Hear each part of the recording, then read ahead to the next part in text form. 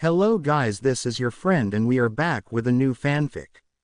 Which is what if Naruto unlocked the sage's eyes and won the hearts of Hinata, Sakura, Ino, Tenten, Enko and more. Chapter 1. And if you enjoy this fanfic then please press the like button and subscribe to my channel for more fanfic like this. And now let's start the fanfic. Prologue. 12 years ago a nine-tailed demon fox known as the Kyuubi no Kitsune appeared in the ninja village of Konohagakure no Sato, the village hidden in the leaves in the country of Hai no Kuni, Fire Country. The leader of the village, the Yondaime Hokage, fourth Fire Shadow, sealed the demon into an infant boy at the cost of his life. The boy's name was Uzumaki Naruto.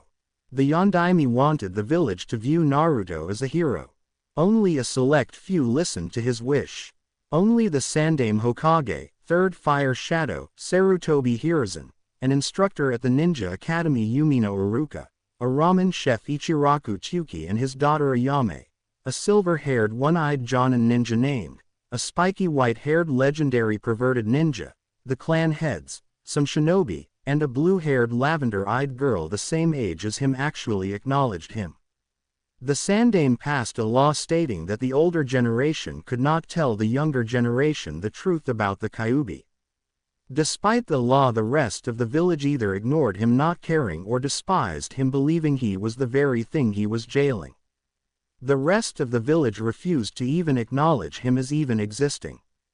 They would glare at him, whisper about him, tell their children to not go near him, or even beat him and try to kill him. The boy grew up hated and alone with only a select few people who cared about him and that he cared about. The boy entered the academy and for 4 years goofed off playing pranks on the villagers for attention. His grades were terrible as he was at the bottom of his class. He also has a crush on a violent pink-haired girl who does not reciprocate his feelings in the slightest. Today was the graduation exams for Naruto's class. The test consisted of a written test, throwing object test, and the 3 jutsu test. The 3 jutsu are the Henge no Jutsu, Transformation Jutsu, Kawarimi no Jutsu, Substitution Jutsu, and Bunshin no Jutsu, Clone Jutsu. Naruto passed the Henge and Kawarimi but failed to do the Bunshin as they came out pale and dying. Depressed, Naruto sits on the swing lamenting over his failure. One of his teachers who always seemed to be kind to him, Mizuki, offers him a way to pass and become a genin shinobi. Naruto was sitting on a swing looking depressed over failing the graduation exam. Naruto is a 12-year-old boy with spiky blonde hair, slightly tanned skin, and 3 whisker birthmarks on each cheek. He was wearing an orange jumpsuit with blue patches on the shoulders. He had green goggles on his forehead. As he was feeling upset, a man came up to him. It was his sensei Mizuki. Mizuki had pale blue hair that reached down to his neck. He had a leaf village headband in the form of a bandana. The symbol on it was a leaf with a spiral inside of the leaf. He was wearing blue pants, a blue shirt, and a green flak jacket with a red spiral on the back of the jacket. "Hi Mizuki-sensei," Naruto greeted, still depressed. "Hey Naruto, I'm sorry that you didn't pass. I wanted you to pass. So I found something that can get you to pass," Mizuki told the blonde gleefully. "What, really?" Naruto asked, instantly perking up. "Yes, you see, when the academy has only one student who doesn't pass the graduation exam, we have a special test for them to take," Mizuki told the boy. "That's so awesome," the blonde boy shouted in glee. "What do I need to do?" he asked. "You need to break into the Hokage Tower and steal a scroll. Don't worry, it's all part of the test. You need to bring the scroll to a clearing at midnight and master 1 jutsu from the scroll before an instructor comes. Meet me in the woods in front of the Hokage Tower for more info and to begin." "Okay, I'll do it, Datbayo," Naruto responded gleefully. When Naruto turned around and ran, Mizuki left smiling viciously to himself for tricking him. What neither realized was they were being heard by a female with blue hair in a short Heim hairstyle. She had lavender eyes, wore blue pants and a baggy cream-colored jacket. Her name is Hyuga Hinata and she has a noticeable to everyone else but not noticed by the person you like as they are extremely dense, crush on Naruto. She overheard everything and went to inform Iruka and the Hokage. When they were informed, the Hokage said that they should not interfere with the test, and that they should let it play out and see how Naruto does. The Hokage does say that they should tail Naruto. Iruka and Hinata agree to this. Time skip. Naruto is in the clearing after stealing the scroll and is in the process of learning the Kage Bunshin no Jutsu, Shadow Clone Jutsu. The difference between Bunshin and Kage Bunshin are that the normal Bunshin is an illusion while the Kage Bunshin are solid. They have their own chakra networks and when they dispel the user gains the memories of the clone. Naruto had successfully used the jutsu when Mizuki came to claim the scroll. Naruto, you passed. You can give me the scroll now, Mizuki said. Naruto was about to comply when a man with pineapple-style brown hair and a scar across his nose burst through the forest in front of them. It was Iruka. Naruto, Mizuki manipulated you to take the scroll. Run away. Go to the Hokage. He knows about everything. Go now. Iruka shouted, and just as Naruto was about to run, Mizuki's voice cut through the forest. Naruto, do you want to know why the village hates you? Mizuki asked, the menacing smirk never leaving his face. Naruto turned to him waiting for an answer, and Hinata from her hiding place also wanted to hear this information. Mizuki, don't, it's forbidden. Iruka shouted to his traitorous friend. Shut up, Iruka, Mizuki shouted as he threw a giant shuriken at him which embedded into Iruka's leg. Now then, where was I? Oh yes, 12 years ago the Yondaime didn't kill the Kyuubi. He sealed it into a newborn baby. That baby was you. Don't you see? You're the Kyuubi reborn. Mizuki shouted as Naruto froze in terror as his life suddenly made sense. Hinata looked on, thinking that most of the villagers are idiots if they think Naruto is the Kyuubi. If a kunai is sealed in a scroll, does the scroll become the kunai? No, it's basic academy stuff. Mizuki pulled out 3 kunai. And now I get to kill the demon. Mizuki shouted in pure glee. He threw the kunai at Naruto, who was still frozen. The sound of metal hitting flesh was heard and blood was spilt on the forest floor. The vision everyone saw was of Hinata standing in front of Naruto with 3 kunai on the right side of her back. Barely missing her spine, she looked at Naruto in the eyes. Hinata, why? Why would you protect me? I'm just a demon, Naruto asked. Naruto-kun, you are not a demon and don't ever think that. Hinata told him with a pained expression on her face.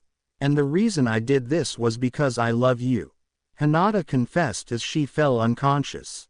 Naruto stood there shocked at the girl's confession. Iruka also sat shocked at what happened. Mizuki just got ticked off. Looks like the demon's whore got in the way. Oh well, I'll just kill you too and take the scroll and the girl so I can have some fun with her. Hehehehe. Mizuki laughed evilly. Naruto's expression changed from shock to menacingly evil. Red chakra pulsed around Naruto, forming a red chakra shroud. Naruto formed a cross-hand seal with his index and middle finger on each hand. If you touch Iruka-sensei and Hinata-chan, the chakra burst outward and 200 shadow clones burst into creation from puffs of smoke, much to Iruka's shock. I'll kill you, Naruto snarled, with his eyes going from cerulean blue to red with a black slit for a pupil and his whisker marks darkening. Mizuki just threw his remaining shuriken at the clones and destroyed 10 of them. However, the rest of them burst into smoke as Naruto gripped his head in pain, screaming. Naruto's eyes flashed continuously from blue to red. Finally they stopped on blue and pulsed silver with the pupil shrinking. Hinata awoke from Naruto's screaming and everyone looked at Naruto's eyes. The eyes had silver background with a small black pupil and 4 black rings in each eye, giving them a ripple-like pattern. The Hokage, who was watching all this from his crystal ball, became shocked at seeing the eyes as he recognized them from a legend. Naruto glared at Mizuki with the new eyes as he rushed at Mizuki with 6 cage bunshin that he created. The clones distracted Mizuki as he was blindsided by the original who placed his hand on the top of Mizuki's head. He learned all Mizuki's memories and afterwards ripped Mizuki's soul from his body before passing out. Iruka and Hinata took Naruto and the scroll to the hospital where they met up with the Hokage and Hyuga Hiashi, who was the head of the Hyuga clan and Hinata's father. He was there because of Hinata's involvement in this event and to talk to her about something. They brought Naruto to a hospital room and sat down to talk of what happened. Naruto woke up an hour later and noticed the Hokage, Iruka, Hinata, and Hiashi. What happened? Naruto-kun, we need to talk. The Hokage said in a serious voice. Naruto-kun, we need to talk. Sarutobi Hiruzen, the Sandaime Hokage, stated with full seriousness. He was wearing a white and red haori and had a red and white pointed hat with the kanji for fire on the front. Next to him was a man with long brown hair, white eyes, and white robes. He was Hyuga Hiashi, head of the Hyuga clan and Hinata's father. About what, Gigi? Naruto asked as Hinata sat near the blonde. Hold on, Hokage-sama, may I please give Naruto something first? Iruka asked and the Hokage nodded. Naruto, close your eyes. Iruka told the boy. The boy closed his eyes. After a few seconds Iruka said to open them again. When Naruto opened his eyes he noticed Iruka no longer had his headband on. Naruto also noticed the smiles on the faces of the Hokage and Hinata. Congratulations, Naruto. I gave you my headband to show that you are now a genin of Konoha. Naruto was nearly in tears of joy. Thank you, Iruka-sensei. Naruto, the Hokage cut in. There are still things that need to be discussed. Naruto nodded for the Hokage to continue. Okay, you and Hinata both discovered something that I was hoping to reveal only to Naruto. Naruto, you are the jailer to the Kyuubi, not the Kyuubi itself. Naruto nodded and so did Hinata. Now then, I guess since there's no way around it, I will explain why Naruto was chosen. Naruto was born the day of the attack and only a child can contain the Kyuubi, but not just any child. Only an Uzumaki can contain the demon. The Uzumaki were a clan of seal masters and swordsmen with huge chakra reserves. They had their own hidden village known Uzushiogakure no Sato, the Hidden Eddy village, in Uzu no Kuni, Whirlpool country. Everyone stared in shock at the Hokage for different reasons. Naruto for finding out he has a clan, Hinata for learning Naruto is from a clan, Iruka for forgetting of Uzushiogakure and forgetting to teach it because of the civilian council's orders, and Hiashi for remembering a particular Uzumaki he and his wife Hitomi were friends with. Naruto, your mother was from this village and she came here to become Kyuubi's jailer after Uzushio was destroyed. Naruto became saddened at the news of his clan basically being gone but perked up at hearing about his mother. Your mother's name was Uzumaki Kushina, the Akai Chishio no Habanero, Red Hot Habanero, and aka no Shi, the Red Death, and she died the day you were born during Kyuubi's attack. Hiashi nearly went into shock over hearing the name of his wife's friend, and then he remembered the person Kushina was close to. If he wasn't supposed to be dignified and composed, he would have face-palmed over realizing who Naruto's father was. She fell in love with your father Namikaze Minato, the Konoha no Kiroi Senko, Konoha's Yellow Flash, and Yondaime Hokage. The Hokage said. Time seemed to freeze. Naruto, Hinata, and Iruka froze to hear who Naruto's father was. Tears streamed down Naruto's face. Why did my own father seal the Kyuubi in me? Naruto asked, wondering why his own father would seal a demon in him. Why would your father seal Kyuubi into you? Simple. Even though he could ask another family to use their child, how could he ask someone else to do that to their child if he himself was not willing to do that to his own? And on top of that, you need Uzumaki blood to have the Kyuubi sealed into you. Naruto's tears dried and he nodded in understanding but still had some questions. Why tell me now? Naruto asked in genuine curiosity. The Hokage sighed. Honestly, I wasn't supposed to tell you until you reached Chunin level because you would be able to handle your father's enemies then, but some factors have recently come into play to divulge this early. The Hokage said. Such as? This was asked by Hinata surprisingly. Naruto, it seems you've unlocked a bloodline that neither of your parents had. The Hokage said, and everyone stared at him in shock, thinking he went crazy. I have a bloodline? Naruto asked in shock. Yes, Naruto, you seem to have unlocked the Rinnegan, the eyes of the Raikudo Sennin. Hiashi and Iruka froze to hear that. They are familiar with the story of the father of ninjutsu. What's the Rinnegan? Naruto asked as Hinata also looked confused. Well, the Rinnegan is the dojutsu, ijutsu, of the original ninja, the Raikudo Sennin, or the Sage of the Six Paths. He had the first dojutsu and was the first person to ever use chakra. He was the original ninja and saved the world from a monster known as the Jubi 10 Tails. The Jubi was the progenitor of the Biju, which the Raikudo Sennin sealed inside himself and split the Jubi's chakra into 9 parts. By doing this he created the Biju. He also birthed sons who fathered the Uchiha clan as well as the Senju clan. Naruto and Hinata were wide-eyed at the information. So how did I unlock them and what can they do? Naruto asked. I'm not sure how you unlocked them. You could be the sage's reincarnation, or it could be a gift from Kami for all I know. The Hokage said sadly. As for powers, the only things I know about it are you can see chakra but not on the scale of the Byakugan, have an affinity towards all 5 elements, and apparently you can rip people's souls out from their bodies. Everyone had dropped jaws from that. Then Naruto remembered something. Wait, I also know everything Mizuki knew. How's that even possible? He asked. The only thing I can think of is that you can learn people's thoughts and then rip out people's souls, but you have to be touching the person. The Hokage said. Wait, so Naruto has the Rinnegan and no one can teach him because the powers are unknown, so how could he possibly learn to use the powers? Iruka asked. I have an idea. Hiashi started getting everyone's attention.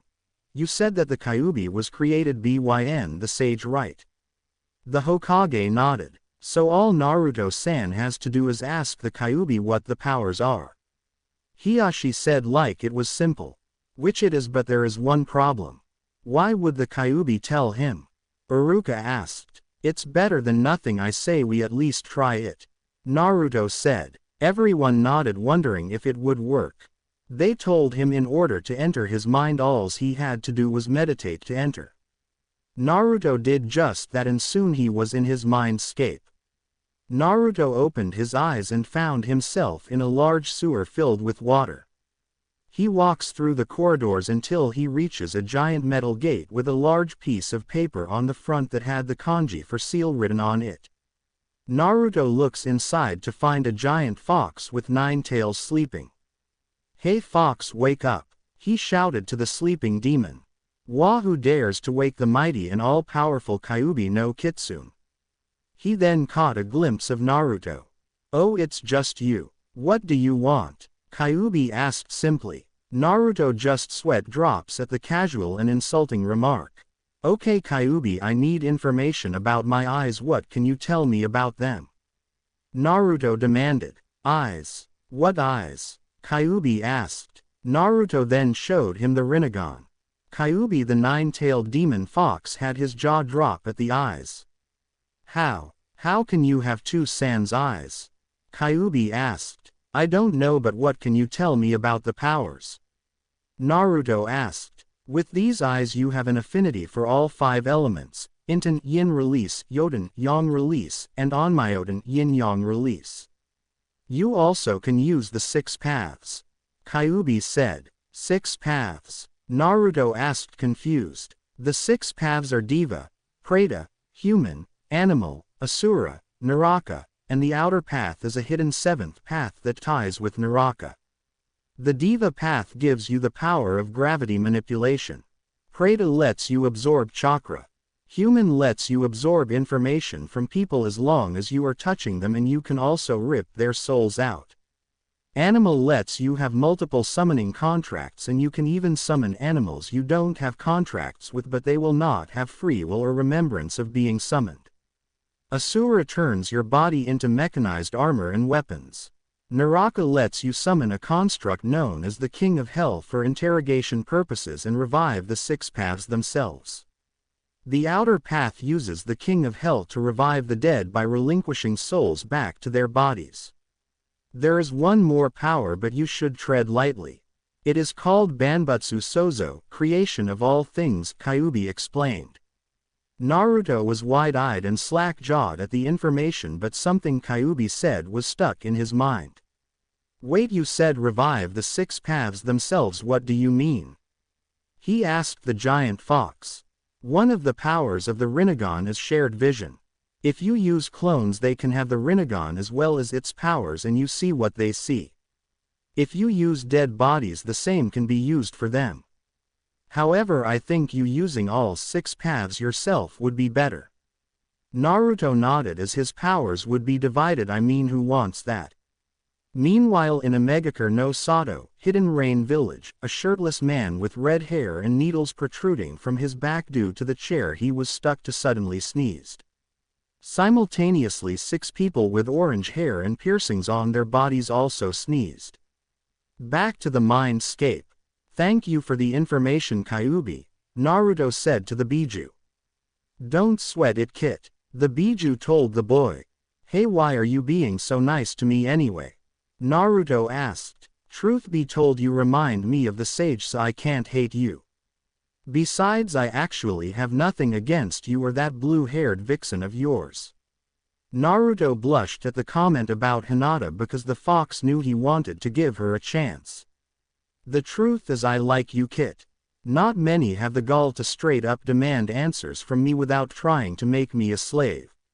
So as an offer of good faith, I shall tell you my true name. Kyubi said. Wait, you have a name? Naruto asked, shocked. Kyubi sighed. You know, everyone knows the Ikibi's true name, so why can't anyone believe the rest of us have names? Kyubi asked irritably, then he sighed. Oh well, it can't be helped.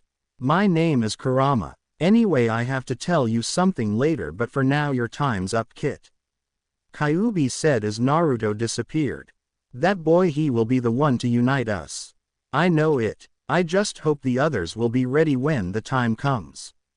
Kyubi thought. Naruto awoke to see Iruka and Hiashi speaking with the Hokage. Hinata was lying down next to him. When he rose up, Hinata awoke and everyone turned to him. He explained the other powers he has and everyone had their eyes widened. The Hokage was the first one out of his shock. I was originally going to put you on a team with Uchiha Sasuke and Haruno Sakura, but I think I will have to change the teams up. So much paperwork. The Hokage complained. Oh well, I'll see you tomorrow, Naruto-kun. Remember, team assignments are in 3 days. The Hokage said and left. Iruka also left, saying goodbye. The only people in the room were Naruto, Hinata, and Hiashi. Hinata, can you please leave the room? I only wish to speak to Naruto-san. Hiashi said to his daughter. She reluctantly left, leaving the two alone. Naruto-san, I wish to ask you a favor, but first I need to know what your intentions towards my daughter are. Hiashi calmly stated. Naruto looked rather scared, and who wouldn't after having a girl's father ask that to you? Oh well, I would like to get to know her and feel the same way about her as she does me. Naruto said to Hiashi. Very well, my favor is quite simple. Hinata cannot stay at the Hyuga compound for her safety, as the elders will try to kill her. So my favor is that she lives with you. Hiashi told the boy. Naruto was shocked but nodded. Hi, I accept this request, Hiashi-sama. Naruto stated determinedly. Good, but know this, you do anything, and I mean anything inappropriate at all to her, and I will juken, gentle fist, your reproductive organs, and then I will have a medic heal them to repeat the process until I grow bored and castrate you with the family sword. Am I clear? He threatened Naruto with a Byakugan enhanced glare. C-C crystal, Hiashi-sama. Naruto stuttered out fearfully. Good. I'll be going now and I will tell my daughter of what we discussed outside. I'll come by your apartment tomorrow with her things. Hiyashi then left. About 3 minutes later Hinata came in with a red face. So your father told you about the moving in with me? Naruto asked. Hinata shyly nodded. Hinata. Naruto started. Did you mean what you said? He asked her. Hi, I meant every word, Naruto-kun. She replied determinedly. Okay then, I can't say that I love you, but I want to give us a chance. Okay, Hinata-chan. Hinata blushed at the honorific and nodded her head. Then how about tomorrow we have a date? He asked. Yes. I mean that would be wonderful. She said smiling. Naruto smiled at her. Naruto got up from the bed and left the hospital with Hinata. As they went to Naruto's apartment they ignored the glares he got. When they reached the apartment they saw how messy it was and Naruto decided to use his Kage Bunshin's shadow clones to help clean up. It was night when they finished. Hinata decided to stay over sleeping on the couch even though Naruto offered her his bed. 2 hours after they went to bed Hinata awoke extremely uncomfortable on the couch. She went into Naruto's room and woke him up. Hinata-chan, what's wrong? He groggily asked. I can't sleep and I was wondering if I could sleep with you. She asked shyly and blushing up a storm. Naruto also blushed but nodded. Sure Hinata-chan, he said. She climbed into his bed under the blankets and snuggled against Naruto. Thank you Naruto-kun, she said before closing her eyes and drifting off to sleep. No Hinata-chan, thank you for showing me that I can truly no care, Naruto thought as he drifted off to sleep embracing the girl next to him. Naruto awoke to a warmth at his side huddled against him. He opened his eyes and noticed Hinata lying next to him hugging him in her sleep. He smiled at the girl embracing him as she slept. Unfortunately he felt a dark presence loom over him. He turned his head and saw his front door unlocked. But that wasn't what scared him. Oh no. What scared him was the figure in the doorway. Hinata's father Hyuga Hiyashi, and his Byakugan enhanced glare sent shivers to Naruto's very core. Hiyashi lunged at Naruto, smoldering anger in his eyes. Naruto jumped out of the bed as Hiyashi chased him. The commotion woke Hinata up. When her eyes opened she noticed her father strangling Naruto in pure anger. Picture Homer Simpson strangling Bart. T2-san, what are you doing? She asked in shock as her father strangled the one she loved. This little brat is going to die. I warned him not to do anything I deemed inappropriate and he already screwed it up. He shouted facing his daughter but still strangling Naruto. Father, we didn't do anything. I asked if I could sleep in his bed as I was uncomfortable on the couch. She said. This didn't really help as Hiyashi was still pissed after that explanation. He made you sleep on the couch. I'll kill him. Hiyashi yelled, increasing the strength of his wringing of Naruto's neck. Father, stop. Hinata shouted. This took Hiyashi aback as his daughter never shouted. Never. I chose to sleep on the couch even though he offered me his bed. I couldn't sleep so I asked if we could share the bed. Now please stop strangling Naruto-kun. She exclaimed and Hiyashi realized he was still strangling the boy. He then let go of the boy's neck letting him fall to the floor. Naruto was catching his breath meanwhile Kurama, who woke up to the commotion, was laughing his off. I would like to apologize for that Naruto-san. It seems I had a slight overreaction. Hiyashi stated as if he hadn't just strangled the boy. This caused Naruto, Hinata, and Kurama to think in deadpan, that was just a slight overreaction for him. I accept your apology Hiyashi-sama, Naruto stated bowing. Hiyashi nodded. I just came to drop off Hinata's belongings and noticed the door open so I was just going to bring them inside but I got sidetracked. He explained. They nodded. Now if you'll excuse me I must get back. I assume you can handle moving everything. They nodded. Good, I'll be off and remember what I said. Naruto, don't do anything. And I mean anything, he said as he left. Naruto breathed a sigh of relief. "Hinata, your dad scares me," he said. Hinata just nodded her head in understanding. "Well, might as well get everything in the house," Naruto said. Naruto put his fingers in a cross seal. "Kage Bunshin no Jutsu, Shadow Clone Jutsu," he said, creating 10 clones. Hinata and him then went to bring the stuff inside along with the clones. After about 2 hours of bringing stuff in and putting them away, they finished. Naruto looked towards the clock and saw it was only 10 o'clock. "Hey Hinata, want to get some breakfast?"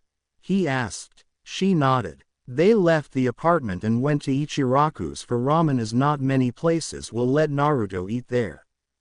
Hinata grew rather annoyed by that, as the whole Kyuubi thing is rather stupid to be hated for. As they were walking, they ignored the glares directed their way and the whispers, which were, "The demon has a girlfriend. Just great," and, "The demon's got a whore from the Hyuga clan." This actually pissed off Naruto, as he was tempted to rip the souls out of those idiots. Hinata saw this and held his hand, smiling to calm him down. Naruto saw Hinata's smile and he instantly came back to normal as they walked to Ichiraku's. When they got there, they were greeted by Ichiraku Tsuki and his daughter Ayame. Naruto ordered beef ramen and Hinata ordered chicken ramen. They sat eating and talking, getting to know each other. Naruto found out she was the girl he saved from bullies when they were 3 and that he was her inspiration. They also found out each other's likes, dislikes, and hobbies. After an hour, Naruto paid for their food and left, going to a training ground so they can train. Hinata worked on her Juken katas while Naruto worked on his Rinnegan powers, and with some scrolls from the library that he borrowed, he worked on some elemental jutsu. Hinata found out that due to her natural flexibility she did not have the aptitude to use the standard Juken.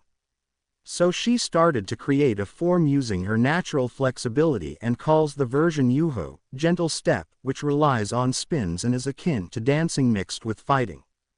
Naruto was able to get Shinra Tensei, Almighty Push, and Bansho Tenin, Universal Pull, of the Diva Path power down to its basics. He also started using Kage Bunshin for his training in the elements and chakra control, which were from the scrolls he got while he worked on his other Rinnegan powers. After 4 hours of training, Hinata was decent enough to hold off Chunin with her new style, while Naruto, thanks to Kurama's memories, was able to help him select a taijutsu style that Naruto calls Kitsuneken, Fox Fist, which relies on speed and acrobatics. The style is basically speed and acrobatics combined with hard strikes. Similar to Goken, Strong Fist, but different stance and style itself. Naruto could probably hold off a few Chunin with that alone, but combining the style with his amount of Kage Bunshin and he can overwhelm some Jonin. Naruto also started to learn elemental jutsu, starting with wind jutsu. By the time their training ended at 7 o'clock, Naruto, thanks to his use of clones, was able to learn the leaf-cutting exercise and how to use the chakra absorption power of Preta Path. Hinata worked on her form and created a move called Yuho, Kyu Tenahira no Sudareki, gentle step, 9 palm strikes, which is used to hit 9 tenketsu chakra points on an opponent while simultaneously dodging an opponent's attacks. They called it a day for training and went shopping for food. They then went back to the apartment around 7, where they ate a dinner that Hinata cooked. The dinner was baked chicken with sautéed vegetables over white rice. They sat, ate, and talked for an hour before they decided to go to bed with each other yet again, as they fell asleep wrapped in an embrace. Meanwhile, at the Hyuga compound, the clan head Hyuga Hiyashi had a sudden urge to strangle a certain blonde with whisker marks on his face and had no idea why. Said blonde shivered in his sleep. The next day, Naruto and Hinata went to the Hokage Tower after breakfast to take their ninja registration license photos. After taking their photos, which Naruto didn't do anything stupid for fear of what Hinata would do to him. After training for 1 day with her, he learned that he will not even try to piss her off for fear of a Juken strike to the groin. And since they are now dating and living together, she became confident due to having approval from the one she wants to get it from. He also learned she has a sadistic side to her that she gained from her father. Also Kurama explained the powers Naruto gets from him to both of them so Hinata could basically pummel him and he would come back without a scratch so she can repeat the process. After the photos, a little boy with spiky brown hair wearing a gray helmet, yellow shirt, gray shorts, and a blue scarf wrapped around his neck ran into the room and tried to throw a shuriken at the Hokage only to trip over his scarf and proceeded to blame Naruto. Then a man in a blue jumpsuit, a bandana version of the Konoha headband and sunglasses came in helping the boy up while glaring at Naruto. "Why'd you trip me?" the boy yelled to Naruto. "Gigi, who is this brat?"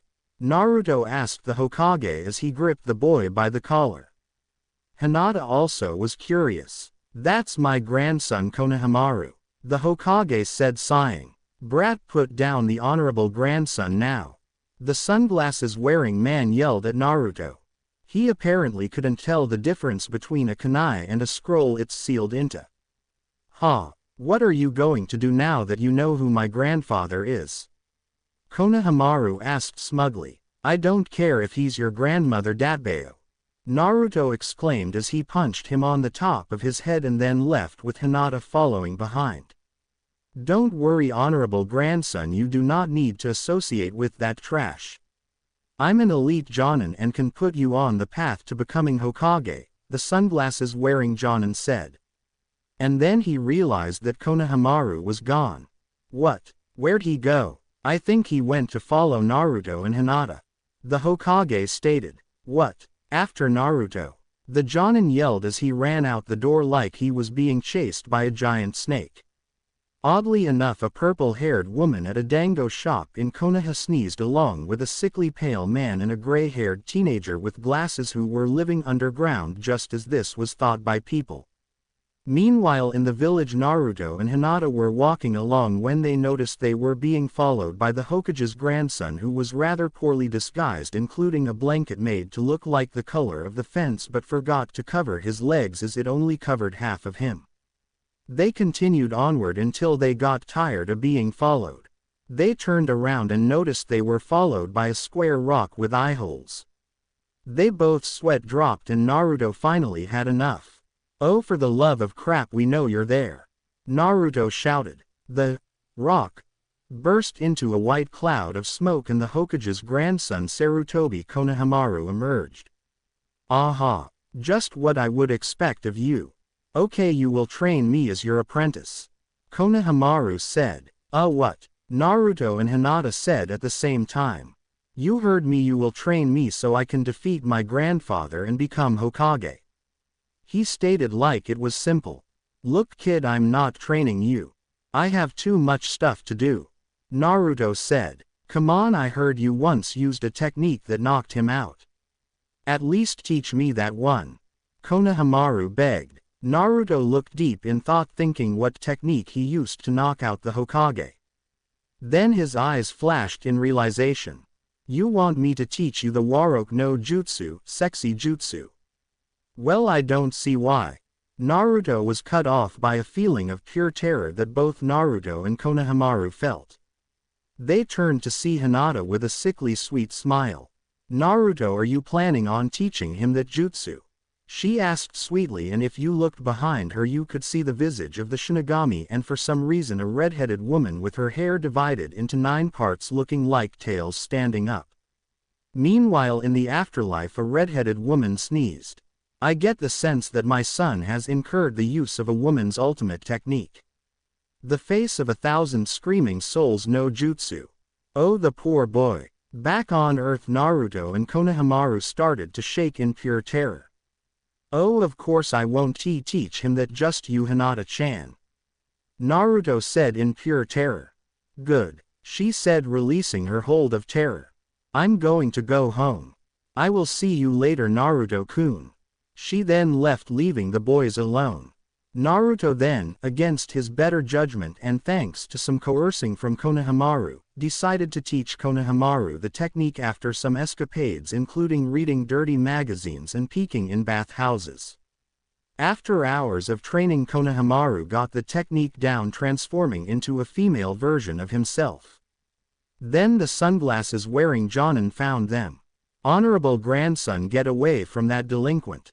The Jonin said to Konohamaru.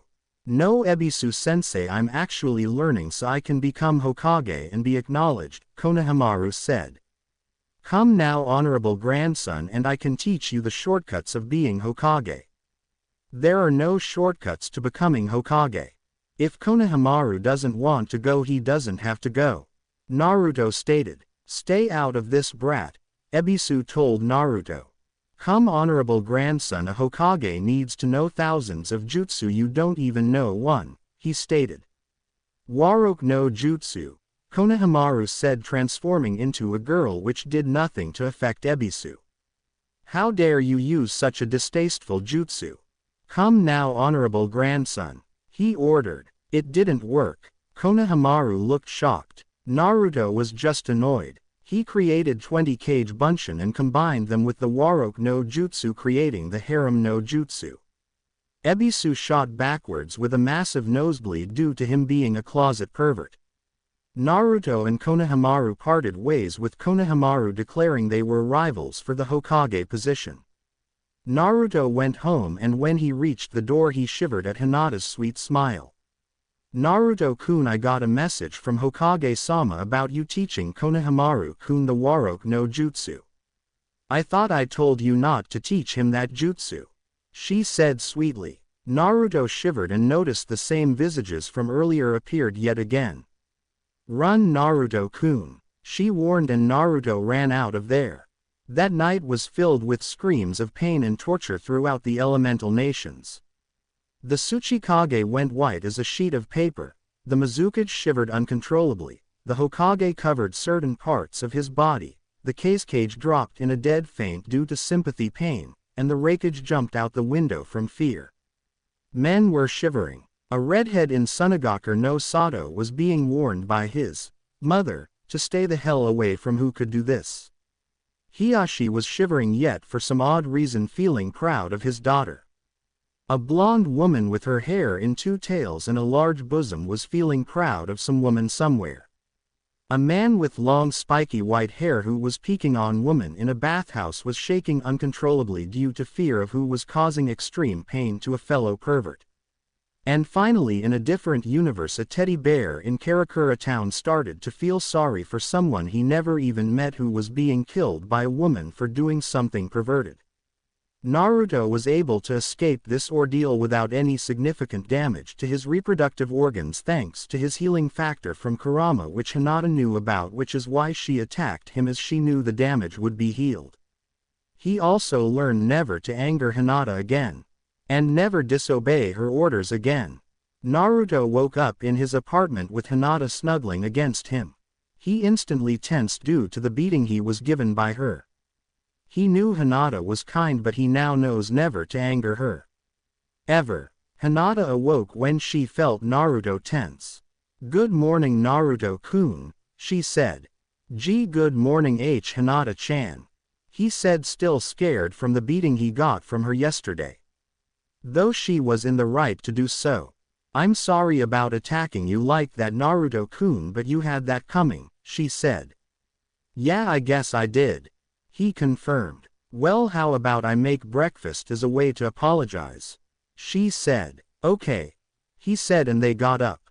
Hinata took a quick shower and got dressed, then she went into the kitchen as Naruto did the same. She cooked them some pancakes and sausage with scrambled eggs and some orange juice. They left the apartment after breakfast and went to team placements. When they went to the academy and entered the classroom, people were shocked to see Naruto as they thought he had failed. A boy with a pineapple-style haircut. He wore a black shirt with a short-sleeved gray jacket and his forehead protector around his arm. He looked like he was half asleep, spoke up. "Naruto, what are you doing here?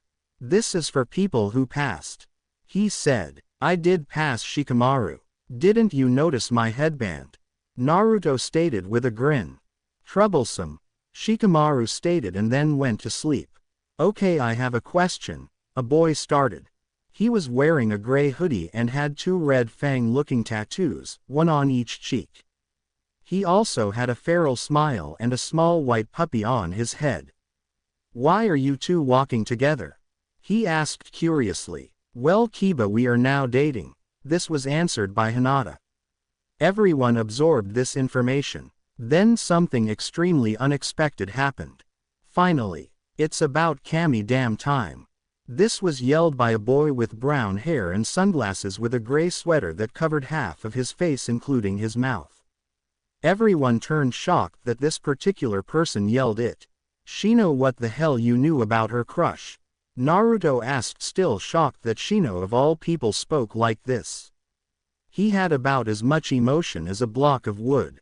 Same with his clan. Dobi, everyone knew. This was said by a boy with black hair in the shape of a and was wearing a blue shirt with a symbol of a gunby fan that was half red on top with the bottom being white. He was Uchiha Sasuke and he was top of the class and a rival to Naruto. Is this true? Naruto asked as everyone in the class nodded. This included two girls who just arrived to hear the conversation.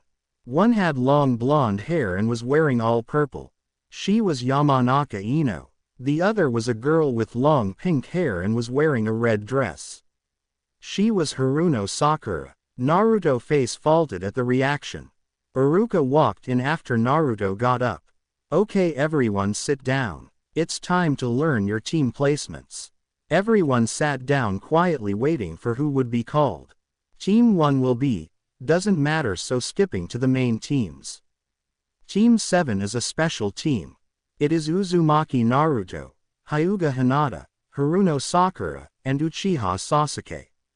Your team will have two senseis. They are Hitaki Kakashi and Mitarashi Anko. This annoyed most girls in the class as they couldn't be with their Sasuke-kun, except Sakura, who cheered. However, everyone was shocked that the Hokage allowed a 6-cell team. Team 8 is Inuzuka Kiba, Aburame Shino, and Tatsumaki Murasaki. Your sensei will be Yuhi Kurenai. Kiba and Shino nodded to each other and turned to their third teammate. She had long purple hair down to her neck and brown eyes. She wore dark blue pants with 3 purple stripes down each leg. She had purple shin guards. She wore a black t-shirt with a purple tornado designed on the back. She wore purple armguards and black fingerless gloves. On her back was a black metal blowgun and at her waist were 2 purple geisha fans, one on each side. The design on each fan was of a white lotus flower. She nodded to the boys, smiling happy about their team. Since Team 9 is still in rotation, Team 10 is Binara Shikamaru, Akamichi Choji, and Yamanaka Ino. Your sensei will be Sarutobi Asuma. Ino cried about not being with Sasuke. A chubby boy with brown hair in a short-sleeved green jacket and yellow shirt with a red symbol on said shirt and a white scarf.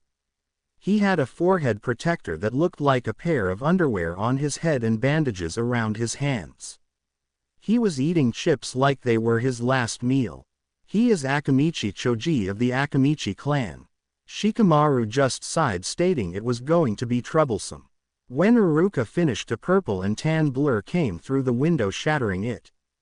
The blur landed in the middle of the room. It was a woman. She had purple hair tied in a spiky ponytail and light brown pupil-less eyes. She had a Leaf Village headband on her forehead and she wore mesh armor with an orange skirt under a tan trench coat. Most boys had nosebleeds from the sight. The only ones who didn't were Naruto for fear of what Hinata would do to him, Sasuke because he was too busy brooding, Shino because he was stoic though he did blush, and Shikamaru because he was asleep. I'm the awesome and sexy Mitarashi Anko. Team 7, meet me on the roof. She exclaimed as everyone just looked at her like she was crazy. She did just jump through the window for Kami's sake. I said Team 7, meet me on the roof. She said as if no one heard her and then disappeared on the roof in a Shunshin body flicker. Naruto, Hinata, Sasuke, and Sakura got up to head to the roof. They got there in 5 minutes and found Anko waiting. Okay, I'm gonna warn you guys now. She started. Kakashi is always 3 hours late to everything except for B rank or above missions. So we have 3 hours to kill. Now what do you all want to do to kill time? She asked. Oh, I know. Naruto started as he went through his pockets. He pulled out a deck of cards. And then did a hand sign. Kage Bunshin no Jutsu. Naruto created 3 clones. Run back to the apartment and get my prank supplies. Sensei is getting pranked badly by me for making us wait. The clones nodded and left. Sasuke and Sakura both raised an eyebrow at the solid clones. Now anyone up for poker? He asked. They all shrugged and played poker together. 3 hours later, a man with gravity-defying silver hair, a mask cover his nose and below of his face and his headband at an angle covering left eye entered the classroom. He wore the standard outfit most jonin wear. He walked into the classroom and tripped. He stepped into some tripwire. This caused him to fall to the ground face first into orange paint on the floor. The tripwire actually was a trigger for the rest of the trap. What happened was 4 buckets of paint fell and covered his back in purple paint. All in all, he looked crazy as hell. Kakashi was now annoyed for a particular reason. His book Ika Ika Paradise was also covered in paint. It was ruined. Kakashi looked on the blackboard and saw a message that said Team 7 was on the roof. He shunned Shin to the roof and found everyone playing poker with Naruto having the most winnings. His eyebrow twitched at the sight. Okay, my first impression is that I hate all of you, he said to them. They all looked at him and laughed. Naruto and Anko were on the ground laughing and rolling around. Hinata and Sakura were giggling, and Sasuke stood silent but soon did the unthinkable. He laughed. He actually laughed. He burst out laughing like crazy at the sight. Everyone stopped to see Sasuke laugh and then checked the sky to see if it was blood red and rained fire. They all calmed down after Naruto won the next hand and took all of Anko's money. They all vowed never to play cards for money with Naruto again, although Anko did mention something about bringing him to some casinos. The genin sat on the ground. Kakashi stood in front of them while Anko sat behind him on the railing. Okay, why don't we all introduce ourselves? Kakashi said. How so, sensei? Sakura asked. Oh, you know your name, likes, dislikes, hobbies, and goals for the future. I'll start. My name is Hitaki Kakashi. I have things I like and things I don't like. As for my dreams for the future, I have lots of hobbies. He said. This caused everyone to think the same thing. All we learned was his name. Guess I'm next. Anko started. My name is Mitarashi Anko. I like dango, red bean soup, snakes, and tea. My dislikes include a certain snake and spicy food. My hobbies include conducting tea ceremonies and torturing people at the tea and eye department. My goals for the future, well, there's a certain creature that I want to behead. She said. Pepto-Bismol, you're up, she said, pointing at Sakura, who looked annoyed at the nickname. My name is Haruno Sakura. My likes are, she looks at Sasuke. My dislikes are Ino Pig and Naruto Baka. Naruto then cut her off. Yeah. I could care less, Naruto said nonchalantly. This took everyone except Hinata aback. But then they remembered he was dating Hinata now. My hobbies include, looks at Sasuke. And my goal for the future, looks at Sasuke. Everyone had the same thought. Great, a fangirl. Wonderful. Everyone sarcastically thought. Okay. Lord Emo, you're up, Anko said to Sasuke. He grunted in annoyance at the nickname. My name is Uchiha Sasuke. I like very few things and dislike most things. I have no hobbies, and my dream, well, it isn't a dream because I will make it a reality. My goal is to restore my clan and kill a certain person, Sasuke stated in his emo tone. This caused everyone to think on what he said. Goody, he's on a revenge kick. I'll have to try to put him off that path. Kakashi. Sasuke-kun is so cool. Sakura, am I going to be the only normal person on this team? Hinata, geez, who ticked him off this much? Naruto, well said Mr. Unicorns and Sunflowers. Anko just said, vocalizing her thought. Blondie go, she said to Naruto, who went straight to his introduction. My name is Uzumaki Naruto. I like Hinata-chan, said girl blushed. Ramen, and training. My dislikes are people who can't tell the difference between a kunai and a scroll it's sealed in vegetables. My hobbies are training with Hinata-chan and gardening. My goal is to live up to the legacies I hold and become Hokage. He said. Everyone minus Hinata was shocked that he didn't blurt out something like, I'm gonna be Hokage, believe it. Hinata isn't shocked because she knows Naruto better than most just from the short time living with him. Also with his approval she is more confident. Sakura and Sasuke were confused about the three legacies but said nothing for now. Kakashi and Anko were filled in on the blonde's powers and heritage. Needless to say they were both shocked to hear of his bloodline. Anko facepalmed for not noticing who he looked like while Kakashi knew beforehand. Well done. Lastly, princess, you're up. Anko said, my name is Hyuga Hinata. I like Naruto-kun and cinnamon buns. My dislikes are ignorant people and the caged bird seal. My hobbies include being with Naruto-kun and training with him. My goal for the future is to unite my clan, prove myself to the village, and start a family with a certain person. She said shyly, looking at Naruto, blushing. Naruto blushed and everyone was taken aback at what she said. They were wondering if this was the same shy Hinata from the academy because that was pretty bold. But it was time to move forward with the meeting. Well, Anko and I are your senseis. Well, that is if you can pass our test. Kakashi stated. Wait, what test? We already passed the test at the academy. Sakura said. The genin were all confused since they already took a test. That was just to see if you had the potential to become genin. There is a test we give you to become official genin. We'll meet at Training Ground 7 tomorrow at 6 a.m. Oh, and I'd advise you not to eat breakfast tomorrow or you'll throw up.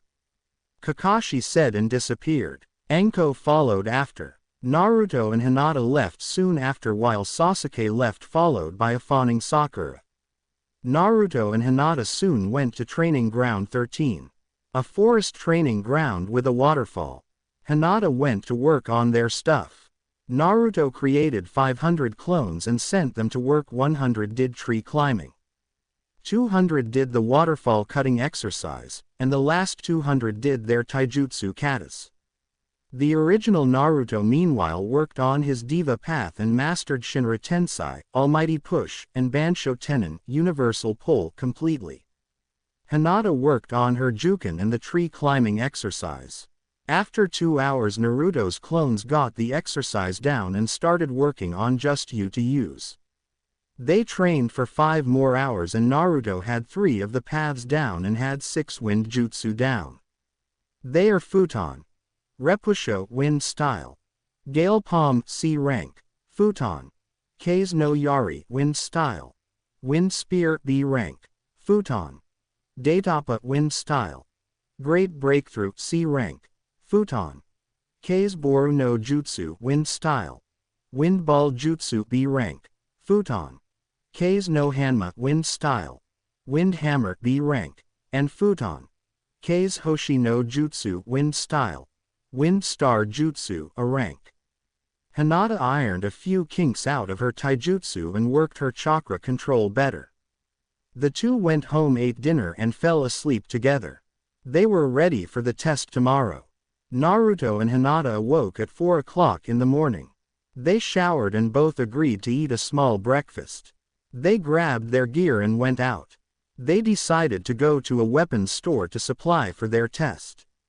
With Naruto now having some more access to his parents' money, they could buy more than just the essentials. They went into a local shop called Kinzoku Tora, the Metal Tiger. They were met by someone Hinata knows. It was her cousin's teammate Tenten. She wore a pink blouse and dark green pants and had her brown hair tied into twin buns with two bangs falling over her headband.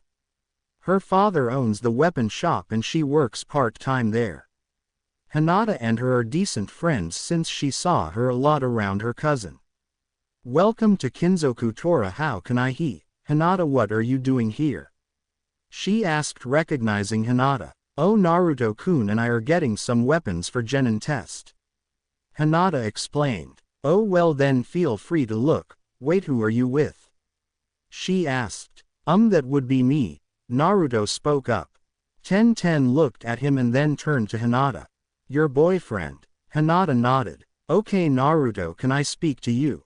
She asked. Naruto nodded and followed her. They went to the other side of the store and Tenten met him with a hostile glance. Listen Naruto and listen well, I consider Hinata a friend, so if you hurt her, so help me Kami, I will rain 3,000 kunai down on a specific region of your body. Are we clear? She asked, and to make it even more threatening she happened to be spinning a kunai around her finger. C crystal clear, Naruto replied in terror. Good, now let's get you two some new gear, she said with a smile as if she hadn't just threatened Naruto. Naruto just sweat dropped at the mood change. Naruto and Hinata looked around the store for some weapons when some clothes they saw caught their eyes. Hinata was eyeing a pair of black Anbu pants, a black shirt, and a purple jacket with a hood. While Naruto found a pair of black pants with an orange stripe down the legs, a black long-sleeved shirt, some orange and black fingerless gloves and a long short-sleeved black coat decorated with orange flames. It also had a red and yellow swirl designed towards the top on the back. The coat also had a hood. The clothes were looked to be made for them, like some higher power just happened to make them specifically for them. Nah, could you imagine that? That would be like someone controlling your every move. I mean, who would believe that? They bought the clothes, changed, and then got some weapons. They bought the essentials along with special weapons for themselves. Hinata got herself a pair of sei which had purple handles. Naruto found a sword. It was a katana with a shining silver blade, but the handle was actually black and white cords coiling around each other like snakes over a wood handle. They bought their equipment and headed to the training grounds. When they arrived it was 6 o'clock and Sasuke and Sakura had also arrived. Sasuke and Sakura were noticeably tired and holding their stomachs and were impressed by the new clothes. They all then remembered Anko's warning on Kakashi being late. It was going to be a long 3 hours. Naruto decided to send his clones to scout the area while he tried his new sword out a little. Hinata did the same with her sei. They weren't ready to be used in real combat as they had no experience, but they didn't think that having them for the test would hurt. Sasuke was doing some light training while Sakura fawned over him. After 3 hours of light training, Anko and Kakashi showed up in a swirl of leaves. Sorry we're late. We got lost on the road of life. Everyone minus Kakashi and Anko had twitching eyebrows. Kakashi held up 2 bells and threw one to Anko, who caught it. Okay, your test is to get these bells from Anko and myself. Anyone without a bell goes back to the academy. Any questions? He asked. But sensei, there's only 2 bells. Sakura said. Good observation, Pinky. That just means 2 of you are going back to the academy indefinitely. Anko said. The genin were shocked by this information. If I don't get a bell, Sasuke-kun won't be with me. Sakura thought. If I don't win, I can't defeat him since I'll be sent back, Sasuke. If Naruto-kun doesn't get a bell, he'll be sent back and won't become Hokage, Hinata. If Hinata-chan doesn't win, she won't be able to prove everyone who doubts her wrong. Naruto. Everyone looks at Kakashi and Anko with determination, and then Kakashi pulls out an alarm clock along with 2 boxes of lunch. You have till noon to get a bell. If you don't have a bell, you don't get lunch. He heard Sakura and Sasuke's stomachs growl, but not Hinata and Naruto's. He then set up an alarm clock to go off at noon. Your test starts now. The genin disappear while Anko walks to a different part of the training ground. Kakashi just stays where he is. Hinata was running to a hiding spot, but as she was running she started to think. How would fresh genin beat one jonin, let alone two? Also, I've never heard of a two-man team with two senseis. I mean, a team of 4 with 2 senseis is weird enough, but if 2 were sent back we wouldn't need an extra jonin sensei. That's when it hit her. They're trying to separate us by turning us against each other, she deduced. She then heard sounds of a battle in Naruto's voice. The others need to know this, she said, and raced off to find everyone. She saw a flash of pink smash into a tree. She jumped down to check on it. It was Sakura, who was thrown into a tree by her opponent. Out of the shadows stepped the snake mistress herself, Mitarashi Anko. Well, looks like the princess wants to play. Be a good girl and leave so I can finish the pink harpy over there, she said, pointing to the downed Sakura. Not happening, Hinata said, determined, entering her Juken stance. Why help her? It's not like you two are friends, Anko asked. She's a comrade, that alone is enough, Hinata said. Fine then, princess. Let's dance, Anko exclaimed, charging Hinata. Anko went for a right hook to Hinata's face. Hinata activated her Byakugan and brought her left arm up, trying to palm strike Anko in her chest. Anko dodged to the left, bringing her right leg up to Hinata's chest. Hinata jumped over the kick in a flip. While flipping, she used 2 fingers on her right hand and hit a chakra point in Anko's leg. Hinata landed on her legs, back facing Anko. Hinata bent down, brought her right leg out to sweep Anko. Anko jumped over the sweep kick. She turned in midair and brought her left arm down towards Hinata in a hammerfist-like fashion. Hinata bent to her left to dodge the strike. Hinata spun and brought her right palm to Anko's chest, hitting another chakra point. Anko staggered from the hit but regained her footing. Not bad, princess, but I'm about to step it up. Anko went through hand seals, snake tiger. Sanejishu, striking shadow snakes. Snakes emerged from beneath Anko's sleeves. Hinata dodged one snake, bending to the left, then jumped over another snake. While she was in the air, 2 more snakes lunged at her. Hinata did a spinning axe kick to one snake and palm struck the other snake, coming at her simultaneously. She then saw a snake lunging at Sakura. Hinata threw a shuriken at that snake, to which the snake dodged by returning to its master. Hinata landed on the ground and rushed at Anko. Anko threw her bell in the air but then threw a shuriken at Sakura. Hinata could either get the bell or save Sakura. Hinata threw a kunai at the shuriken to block it. Anko grabbed the bell in midair and then leapt into the forest since Hinata was distracted. Hinata went to help Sakura by waking her. She succeeded after shaking her awake. Hinata, what happened? Sakura asked, confused. Anko knocked you out and fought me. I know the real meaning of the test. It's teamwork. We all need to work together, Hinata told Sakura. What makes you so sure? Think about this, if we're a team of 4 with 2 senseis and they wanted to separate us, they would have done that in the beginning, giving 2 of us 1 sensei and 2 to another. 2 genin with 2 sensei would be overbalanced. Also, do you really think genin fresh out of the academy can beat 1 jonin, let alone 2? Hinata told the girl. Sakura thought on it for a second and then it hit her. Hinata was right. We have to tell Sasuke-kun and Naruto, Sakura said. Hinata agreed and went to find the boys. Meanwhile, in the shadows, Anko was watching this with a smile. They understood the test. She knew they would all pass, but that didn't mean she wouldn't still screw with them during the test. Meanwhile, on the other side of the grounds, Kakashi was waiting for something, anything to happen. Sasuke and Naruto decided to attack, but they chose the exact same moment.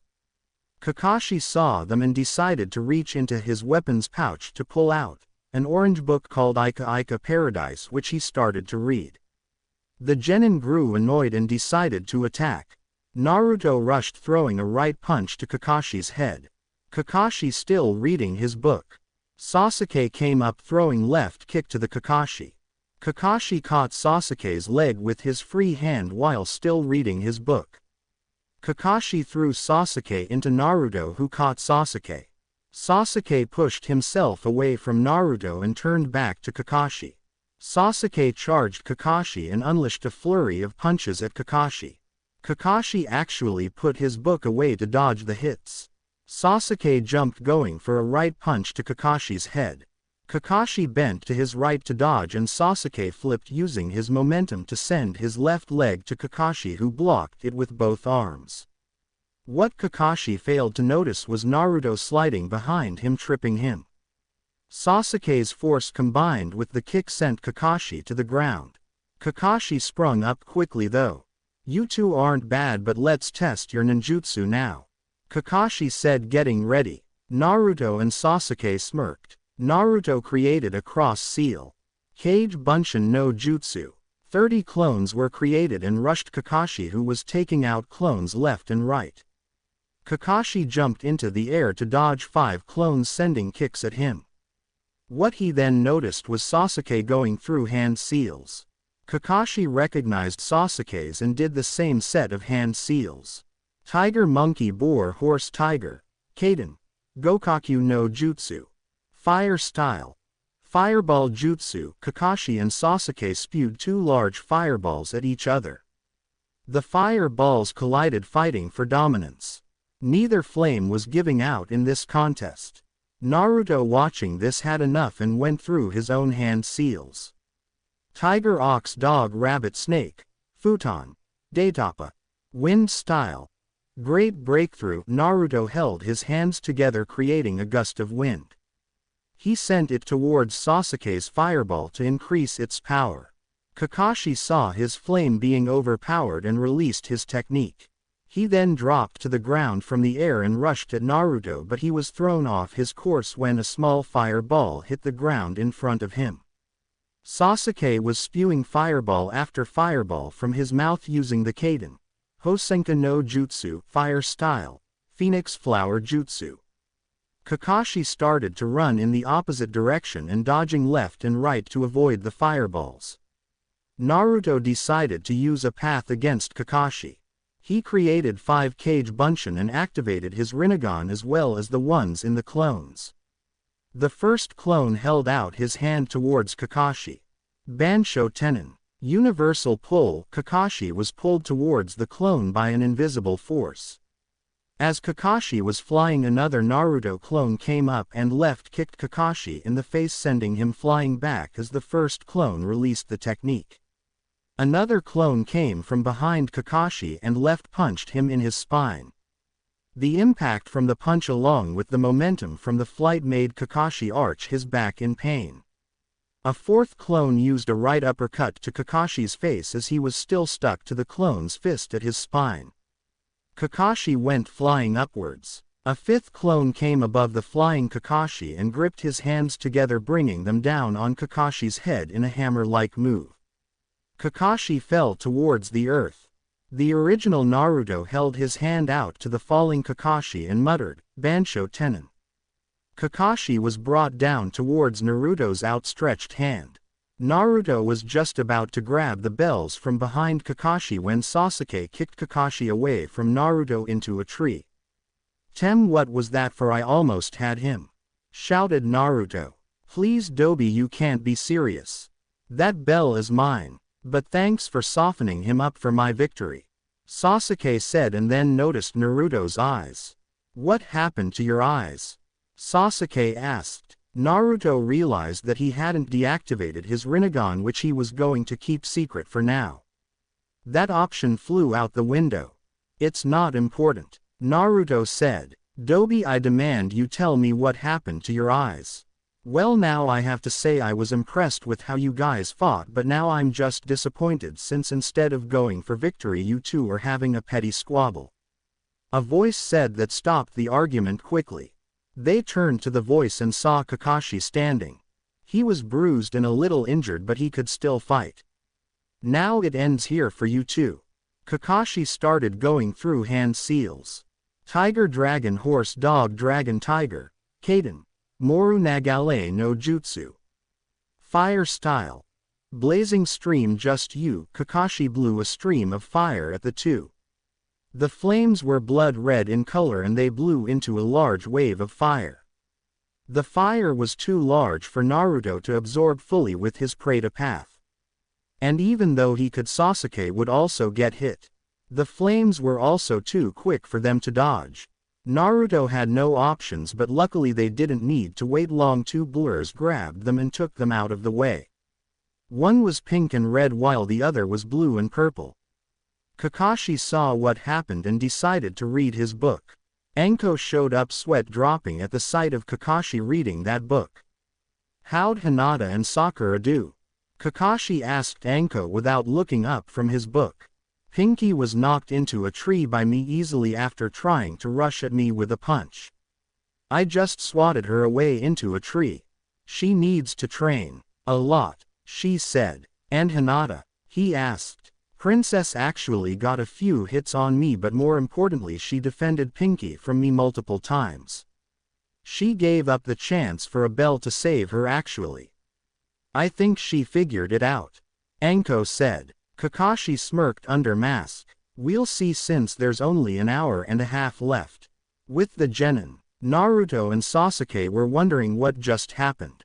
"Okay, I know you two are questioning what happened, but we need to tell you two the true point of the test," Hinata told them. This got the boys' attention. "Think about this, when have there ever been two-man cells with one jonin, let alone two? If we did that we wouldn't need two jonin because they could just split us up into two separate cells. Also, how would they expect genin to take on one jonin single-handedly, let alone two jonin? The test is teamwork, we all have to work together," Hinata explained. The two boys thought over it and saw the logic and nodded, agreeing to work together. They all then thought up a plan. Kakashi was still reading while Anko was twirling a kunai around her finger. They were then put on guard by the loud rings of Kaden, Gokaku no Jutsu, Fire Style, Fireball Jutsu, and Futon, Repusho, Wind Style, Gale Palm. Out of the forest came a large inferno at the two jonins. They dodged the flames, Kakashi jumping to his right while Anko jumped to her left. This was all a setup though. Out of the forest as the jonins dodged, Hinata struck at the still dodging Anko with a palm strike to her ribs. Kakashi was on the receiving end of a right hook from Sakura. They were sent back and that's when they felt something hit their backs. They crashed into each other. They looked up and found themselves surrounded by the genin. Kakashi and Anko leapt up to their feet ready to fight. Sasuke rushed Kakashi only to jump over him to hit Anko with an axe kick to her head. Perplexed by the attack, Kakashi was struck by two fists. A left punch from Sakura and a right punch from Naruto. Both shots to his face. Hinata struck it with a few gentle fist strikes to Anko's stomach. Anko dodged each shot, but that is when Sasuke struck her from behind with a punch to the staggered, but then decided to step up her game. She summoned some snakes to attack. Hinata struck each one of them and then threw 4 kunai knives at Anko. Anko did a Matrix-style back bend to dodge, but Sasuke appeared as she was dodging and axe kicked her stomach, dropping her to the ground. The kunais hit their intended target, who happened to be Kakashi. Kakashi was dodging the flurry of punches Sakura was sending while Naruto was sending a flurry of kicks at his head and waist. As he was about to go on the offensive, felt something hit his legs. 4 kunai, 2 in each leg. Kakashi dropped to his knees and was then kicked in the back of the head by Naruto. Kakashi flew into a tree and Anko was thrown into the same one by the combination of Naruto and Sakura. Hinata then ran to strike their tenketsu while they were down. What she didn't realize was Anko was now awake and sent a kunai at her. Hinata had no time to dodge and the kunai hit her shoulder. With a yell of pain, Hinata fell to the ground clutching her shoulder. Naruto, seeing this, became enraged and activated his Rinnegan and held out both of his hands. Bansho Tennen, universal pull. Kakashi and Anko were pulled towards him. Naruto released the technique when they were close enough and Sasuke and Sakura jumped at their teachers. Sakura punched Anko with a strong right punch to her face, sending her falling to the ground. Sasuke did the same to Kakashi. They then grabbed the bells while Naruto ran to check on Hinata. But then an alarm bell went off. You did well, but it seems Naruto and Hinata are going back to the academy, Kakashi said as both he and Anko started to stand. No, they aren't, Sasuke started. We know the point of the test. It's teamwork. You tried to divide us, but it didn't work. If they go back, we go back with them, Sasuke said. Kakashi then turned to Sakura. Do you agree? Sakura nodded with conviction. Well then, you all. Kakashi was cut off by Anko. You all pass. And remember these words: those who break the rules are trash, but those who abandon their comrades are lower than that. Okay, we start training and missions tomorrow. Gotta go, bye, Anko said quickly and then disappeared in a swirl of leaves, shocking everyone. Damn it, Anko, you ruined my speech, Kakashi yelled with a twitching eyebrow. Anyway, we meet here tomorrow at 6 o'clock. Goodbye, kids, he said and also disappeared in a swirl of leaves. The genin were the only ones in the field. Hinata was being bandaged by Naruto after having the kunai removed from her shoulder. Sasuke then remembered something from the test. Dobi, what happened to your eyes before? He asked Naruto. Sakura was curious as well, since Sasuke was curious. Since we're on a team, I'll tell you. The Hokage said I have a bloodline that hasn't been seen in centuries. It is the original Kekkei Genkei, the Rinnegan which was wielded by the Raikudo Sennin. He then activated his eyes, showing them. They were shocked by the info.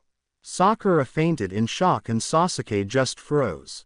Naruto then left with Hinata in his arms after picking her up bridal style. Sasuke saw his retreating form and thought, that power should be mine. I will gain power to kill that man. I swear it. So long as you stay out of my way, you'll be fine, Dobi. Sasuke then took a bento box and left while Sakura was still on the ground unconscious. She woke up, took a bento box and left, wondering what would happen tomorrow with their team. Naruto and Hinata awoke at 4 o'clock to get ready. They showered, got dressed, and ate breakfast. They left at 5:30 towards Training Ground 7. On the way they ran into Kurenai with her genin team. Hinata and Naruto decided to greet them. Good morning, Kurenai-sensei, Murasaki-san, Kiba-san, Shino-san. Hinata greeted while Naruto waved at them. Good morning, Hinata-chan, Naruto-san. What are you doing today? Kurenai asked. We are going to our team meeting, Hinata said. Kurenai then saw how close Naruto and Hinata seemed to be. And while she has nothing against the boy, she did see Hinata as a daughter. So by the laws of life itself, she had the right to threaten Naruto. Naruto, come here for a moment, she said, calling him over. She then bent down and whispered in his ear. I see you and Hinata are together, which is good, so I'll warn you now. You hurt her and I have a special genjutsu reserved for you. She finished. The special genjutsu she is referring to is continuous loop of a jonin wearing a green spandex suit with orange leg warmers and flak jacket with black bowl-cut hair and thick eyebrows, hugging a boy who is wearing the exact same thing down to the hair and eyebrows, just without the flak jacket, and has bandages wrapped around his arms while there is a sunset in the background and the sound waves crashing. It is basically like playing a video, since it is like a recording. Meanwhile, a certain Hyuga with white eyes, long brown hair and wearing a khaki shirt and brown shorts, bandages around his right arm and his right leg and a black headband around his forehead, named Neji, suddenly shivered along with his teammate Tenten at the feeling of horrors unimaginable being forced on someone. Neji, did you feel that? Tenten asked. Yes. It seems someone has been threatened with something unimaginably terrifying. Let's hope they are not fated to befall that fate, Neji said, as they continued watching their sensei and fellow teammates shout about the joys of youth. Naruto nodded to Kurenai, a little scared by the vague threat, but other than that he was calm. He was starting to get used to being threatened by now, though of course he wouldn't ever hurt Hinata. Everyone talked some more, with Kiba and Naruto vowing to beat down the other the next chance they get. Shino and Kurenai didn't talk much.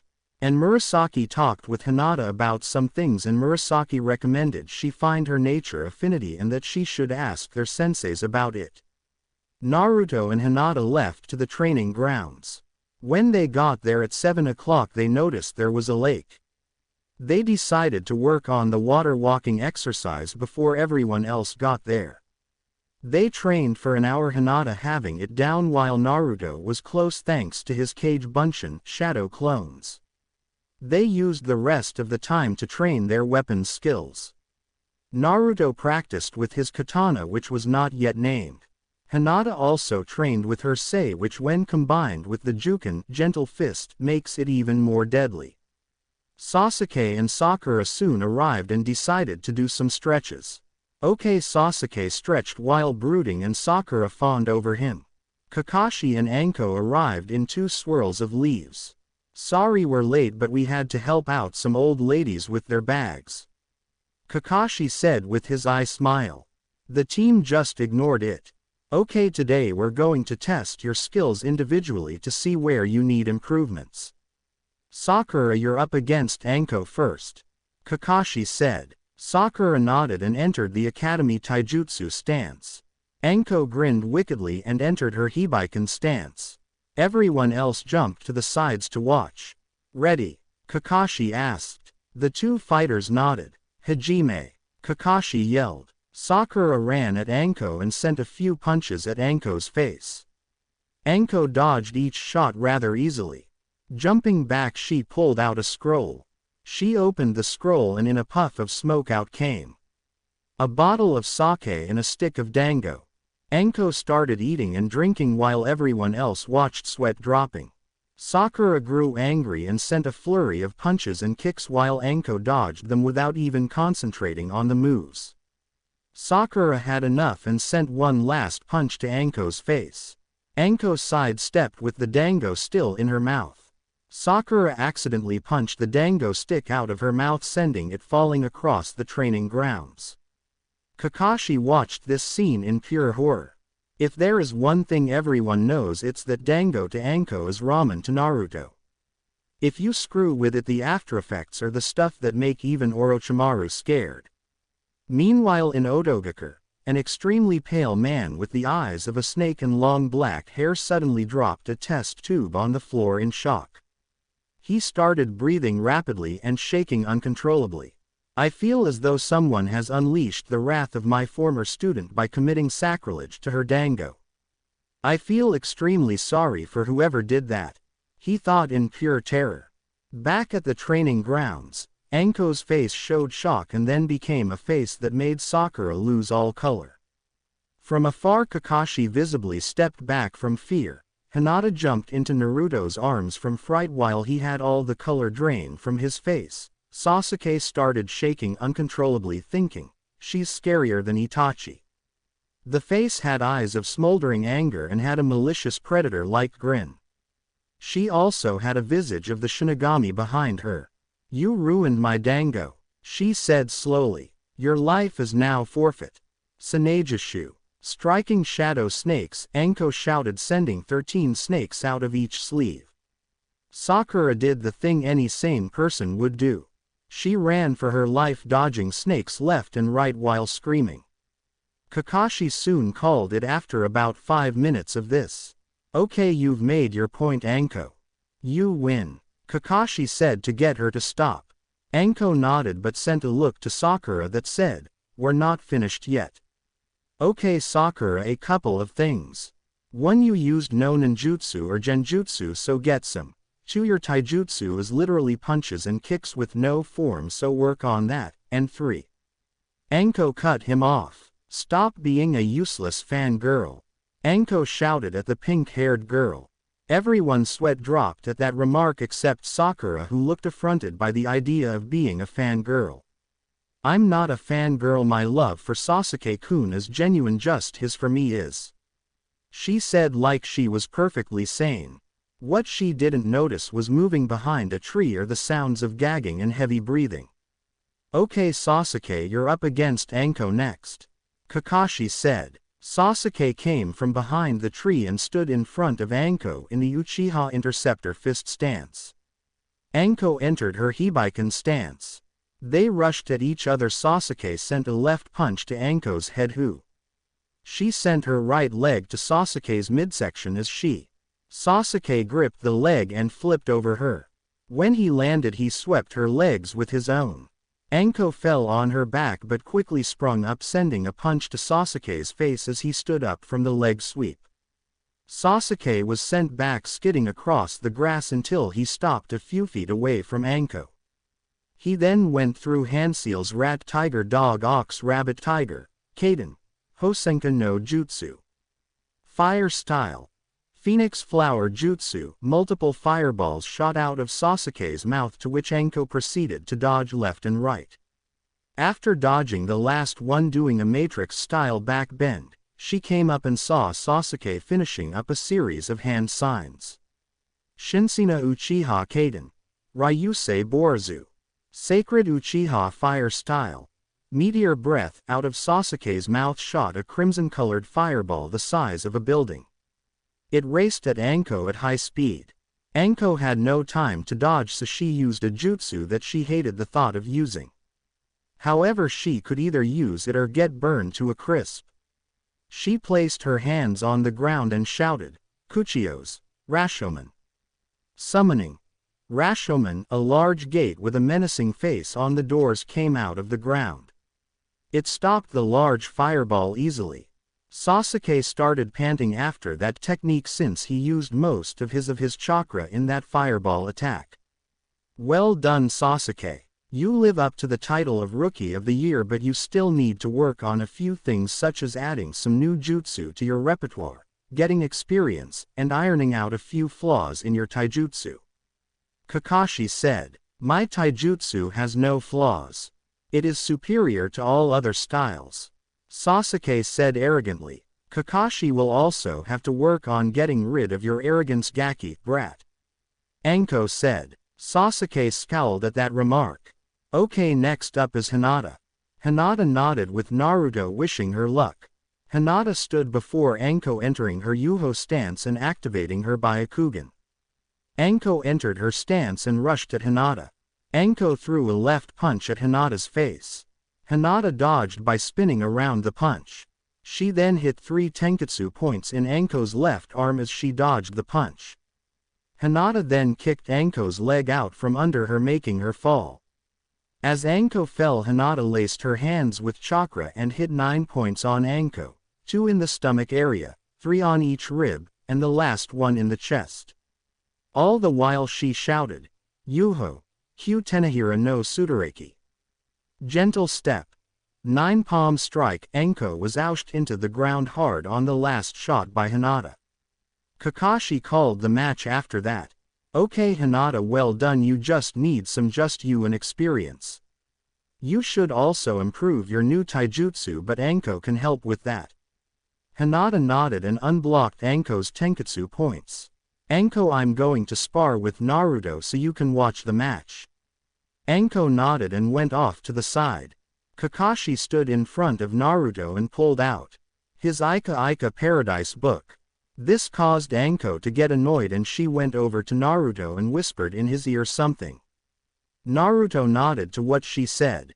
Naruto entered the Kitsuneken stance. He then created 30 Kage Bunshin. Kakashi just dodged and attacked the clones without even looking up from his book. The original Naruto decided to activate his Rinnegan and held out his hand, muttering, "Bansho Tennen, Universal Pull." What was pulled was not Kakashi but his book. Kakashi's eyes grew wide with fear and he rushed at Naruto, grabbing the book quickly and landing behind him. Kakashi then turned with his hands clapped together with the middle and index fingers pointing up.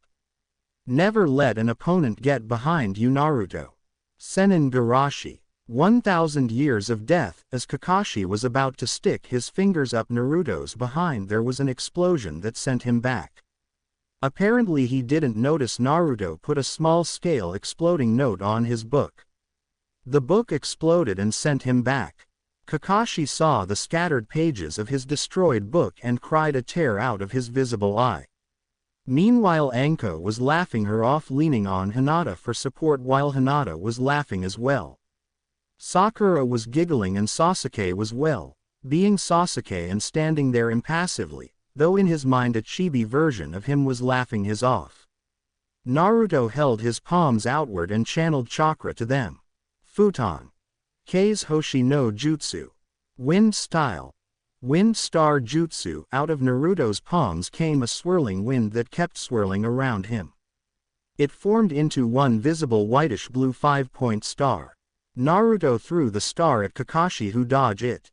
Or so he thought. The star separated into 5 points and flew at Kakashi. Kakashi, who wasn't expecting this, got hit in the legs and one arm. Naruto was then decided to finish it with Shinra Tensei, Almighty Push, but was stopped by an odd feeling. Kakashi threw a kunai at him. Naruto held his hands on instinct and the kunai stopped in midair. It just stayed there suspended and Naruto had no idea how. If he had used Shinra Tensei or Bansho Tenin, the kunai would have been pushed forward or pulled towards him. Everyone just stood there wondering what he was doing. Hinata activated her Byakugan and saw what he was doing. He was chakra to the object to keep it suspended. What he was doing was manipulating the gravity of the object so he could make something heavy or light in terms of weight.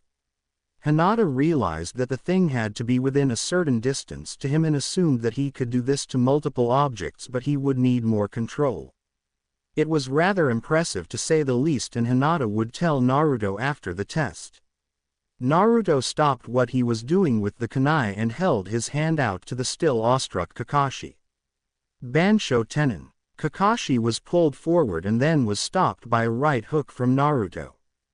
As Kakashi stood up, he was held at sword point by Naruto via Naruto's katana resting at his neck. Everyone was impressed by the abilities.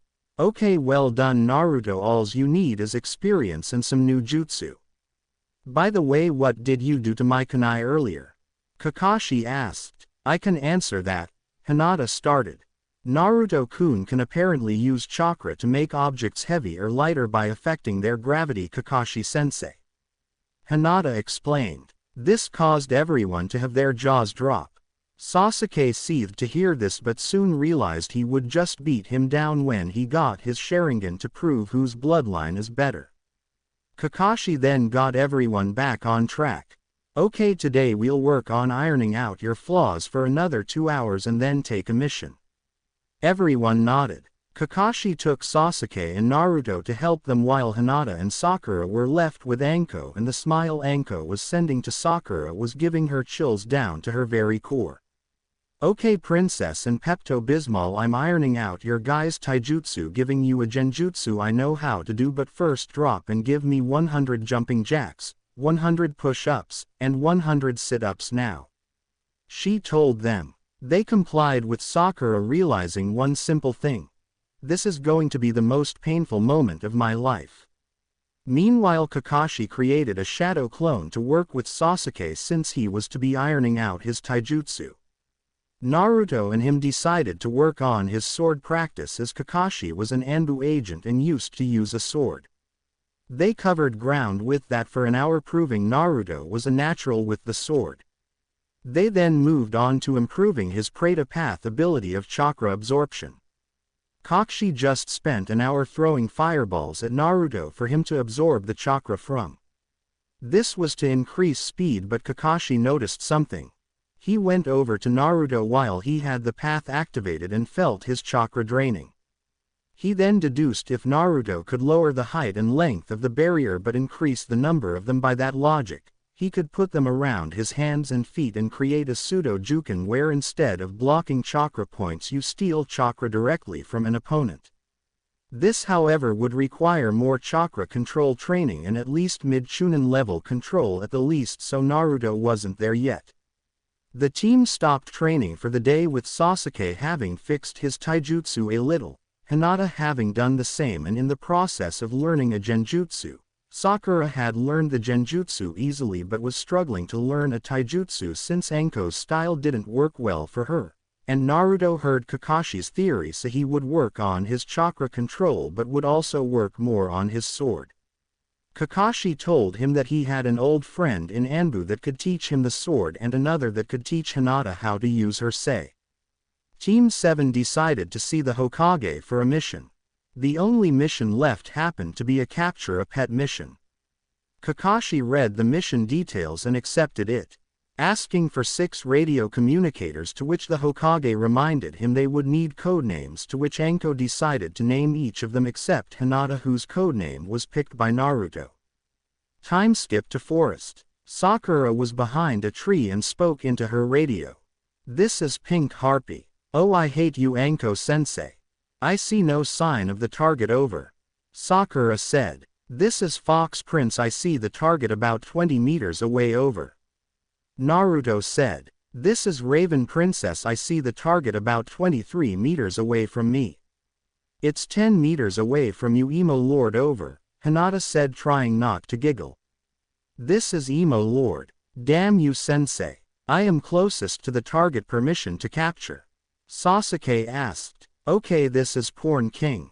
"Damn it, Anko. I give you permission now," Kakashi ordered. Sasuke jumped at the cat from above and grabbed it. The cat then started claw at his face repeatedly to break free, to which it succeeded and ran. It jumped into the air and into Hinata's arms, who happened to be on the way with everyone else. The cat nuzzled into her arms, to which was shocked that the vicious cat liked Hinata for some reason. Oddly enough, it nodded to Naruto, which Hinata thought that maybe because of his animal path power. Hinata took some of the cat's fur to see for later on when the time comes for Naruto's animal path.